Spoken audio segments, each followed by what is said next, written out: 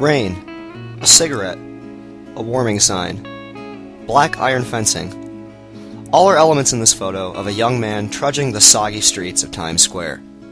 He casts a long shadow before him that looks not of a man only in his 20s, but a man of much wiser years.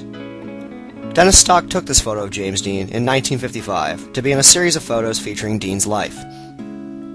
This photo, simply entitled James Dean in Times Square, depicted the actor's early years on stage.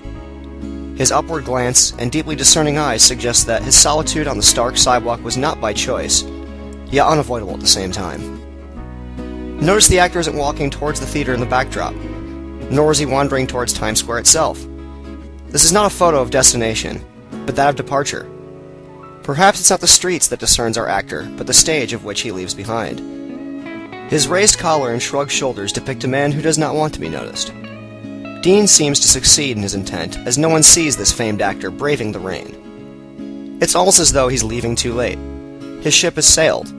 Now he must swim after it, and in New York, this is how you swim. Cigarette lit, eyes up, shoulders forward.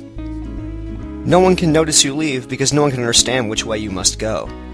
At least that's how Dean may have seen it. However, Stock's intended portrayal of James Dean in this photo must not have been that of joy and comfort, but of something very distant.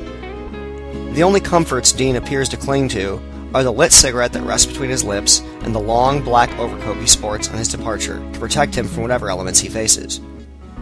He departs not only from New York, but the stage, and eventually from the screen, and more, his own death arriving only a few months after this photo was taken. Yet, he departs as he had arrived, alone and undoubtedly without complete understanding.